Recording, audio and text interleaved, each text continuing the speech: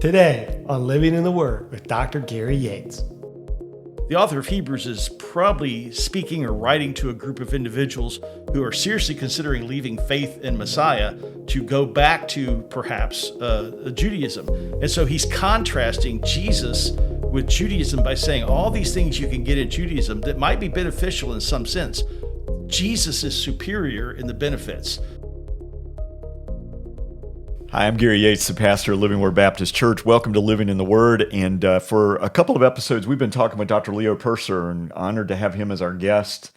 We have gotten into the discussion of this figure Melchizedek. I think a good place to start when we think about the use of the Old Testament in the New and how New Testament writers take Old Testament figures, persons, individuals, and use them as types of Jesus. Right.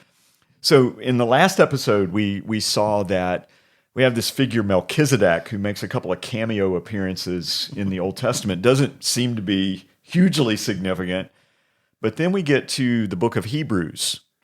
And the writer of Hebrews obviously views Melchizedek as pointing forward to Jesus as a type of Christ. Right. So let me just read a couple of verses here. And then, Leo, I'm looking forward to just asking some questions and having you fill out our understanding. I'll do my best. Yeah, appreciate it very much. But Hebrews 7 begins by saying, "For this Melchizedek, the king of Salem, priest of the Most High God, met Abraham returning from the slaughter of the kings and blessed him. And to Abraham apportioned Abraham apportioned a tenth part of everything. He is first, by translation of his name, King of Righteousness. And then he is also King of Salem, that is, King of Peace, King of Jerusalem. He is without father or mother or genealogy, having neither beginning of days nor end of life, but resembling the Son of Man, he continues a priest forever." So that verse 3 is going to get interesting in this discussion. Right. But then later in the passage we read that in verse 15, this becomes even more evident when another priest arises in the likeness of Melchizedek. And we're talking here about Jesus. Mm-hmm. And Psalm 110:4, that verse that says, "You are a priest after the order of Melchizedek," is applied to Jesus. Right. Now, for us as as Bible readers, some of this seems a little strange for the writer of Hebrews to latch on to Melchizedek and kind of a mysterious, or maybe the mysteriousness of him as part of this. But really, when we understand a little bit more about sort of the Jewish background, Second Temple Judaism, the Jews themselves, before we ever get to the New Testament, have done some thinking about Melchizedek, and he becomes a significant figure. Oh, true. So maybe just fill out a little bit on what's going on there, and how do you think that might be related to what's going on in the book of Hebrews? Well, since we're kind of talking about the New Testament author's use of the Old, we need to remember that even the Old Testament uses the Old Testament and interprets it. But then in the period between the Testaments, as we call it, the Jews were still interpreting Scripture. And so Melchizedek shows up in a variety of places in Jewish speculation. Typically, he is the guy who shows up as he does in Genesis 14. And he's a priest and a king who blesses Abraham, receives a tithe from Abraham. The Jewish literature, I'm not going to go into details here, but it tends to focus on him as a priest more than as a king, and kind of as a precursor, if you will, to the good, perfect Israelite, so to speak, what the perfect Jew should look like. And so they focus on the blessing part, they focus on the priestly part. You find this in the retellings of Genesis in books like Jubilees, or in Qumran, the Genesis Apocryphon, that does a little bit of an interpretation of Genesis. Later on, in development of this thought, some people began to speculate about Melchizedek like they would Michael the archangel. They make him almost a divine character, or at least an angelic character. In fact, in Qumran, we have a document that's about Melchizedek. And it focuses on him as an almost divine redeemer. I say almost divine because there's a difference between Melchizedek There's and a Yahweh. fine line between Yahweh and these heavenly... These heavenly messengers. Yeah, right. But he is more angelic in this document than anywhere else. In fact, it's one of the few documents outside of later Gnosticism that I can find that makes Melchizedek out to be quasi-angelic, for lack of better terms. So there's speculation, but most of it focuses on this historical character and either highlights his priestly ideals and the fact that he is a forerunner to Ezra and Nehemiah, other priestly characters in the Bible who, maybe even Phineas. I think of Phineas as the person who saves Israel from the plague at one point. He's that ideal of zeal for keeping God's law. Okay. So that's kind of how he's depicted. Okay.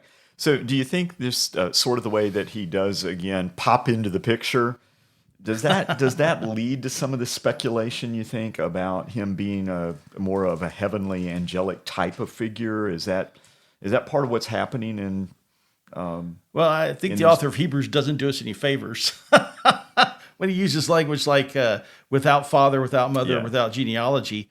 That leads people to think of Melchizedek as supernatural in some sense of that word. Right. Of course, the author of Hebrews goes on to explain his language there. I do not think the author of Hebrews is speculating on Melchizedek's angelic background. I think he's seeing in Melchizedek a combination of priestly and kingly attributes that then can be applied to Jesus. Remember, the author of Hebrews is probably speaking or writing to a group of individuals who are seriously considering leaving faith in Messiah to go back to perhaps Judaism. And so he's contrasting Jesus with Judaism by saying all these things you can get in Judaism that might be beneficial in some sense. Jesus is superior in the benefits. And so obviously Jesus has to be a superior priest. And so Melchizedek becomes, for lack of better terms, the vehicle through which he can talk about Jesus' superior priesthood. So the issue of father, mother, and genealogy has a lot more to do with what I talked about in the earlier episode of this idea that Melchizedek has no past that tells us he has a priestly lineage. Right. He's appointed. There's nothing in the text that talks about his mother and father. This is not saying that he, is just sort of a heavenly, eternal being. It's almost an argument from silence, to be honest with you. But it's not. It's interestingly enough, though, this word remains a priest forever. That phrase gets a lot of people upset because they think of Melchizedek as an eternal priest. What it's implying is that there is no end to Melchizedek's priesthood simply because there is no genealogy involved. Right. And later on, the quote from Psalm 110, which is a very popular passage in Messianic literature, in the Jewish literature, as well as Christian literature. But the idea that Jesus is a priest forever is a reminder that this Melchizedekian priesthood is not connected to a genealogical trait or mothers and fathers. It's connected to God's appointment. And so I think that's the main focus here, is that the priesthood is God's giving, not human gaining, so to speak. Yeah, and so from the Christian perspective, we're talking about a priesthood that was established before Levitical priesthood. Absolutely. And then a priesthood that will endure, after Levitical priesthood has been terminated as well. And hence the forever language, right? Yeah, right. I think so. Now, a big part of, when we start talking about the use of the Old Testament and the New, I think typology is probably the primary way that New Testament writers use the Old Testament, particularly when they're talking about Jesus. They see these earlier people, events, institutions, whatever, as picturing and foreshadowing Jesus. So Melchizedek, I think, is not the pre-incarnate Christ, but he is certainly a type of Jesus. And so just develop a little bit about what does the theology of Hebrews teach us about Melchizedek as a type of Jesus? Well, it's entirely possible that the audience of this author have been talking about priesthood and have been particularly talking about Melchizedek, because he mentions in chapter 5, he brings Melchizedek up, and he actually says to them, I have a lot more to say about this, but you're not ready to receive it. Then in chapter 7, he actually kind of launches into it. I think for the author, he's looking through the lens of Judaism as it exists in the first century and acknowledging the priesthood serves a very important role in the giving of sacrifices and the mediating between humans and God and God and humans. And his argument is simple. Jesus is superior in every area to this Jewish expression. Not Judaism itself per se, but Jesus is the fulfillment, is probably a better word. All these things in our author's mind, foreshadowed Jesus. And so when he wants to talk about Jesus as priest, because Jesus is from the tribe of Judah, Melchizedek becomes an ideal place to launch, because this idea that Melchizedek has no genealogy, has no lineage, this idea that he's a king and a priest, I think all these things feed right into our author's view that Jesus has a priestly office. It's interesting because he highlights this in the text in chapter 7, when he talks about the fact that Abraham gives a tithe to Melchizedek. And he says, you don't give a tithe to your inferior, you give a tithe to the superior. And the person who blesses is usually superior to the one who receives the blessing. And in doing this, he's connecting Jesus to Melchizedek by saying, he even says Levi, right? Yeah, he tithed. Gave a tithe. Levi tithed in the loins of his father. Yeah. And so, right from the very beginning, we see the superiority of Jesus and the Melchizedekian priesthood. But I think even broader, as we were talking earlier about the Davidic aspect, this priesthood is in some ways, at least in the New Covenant thinking, as Jeremiah offers it to us, and as we find it in the New Testament, this idea that God is now doing something different in the sense of not just broadness, but different in the way he's working in his people instead of living among his people. Remember, the priests in the Old Testament, they took care of the temple or the tabernacle, depending on the time. And part of that was the presence, the dwelling place of God. By the time we get to the New Covenant, by the time we get to the New Testament, God now dwells in his people, not necessarily in a tent or in a building. And Jesus, of course, is God with us, as Matthew points out to us, Emmanuel.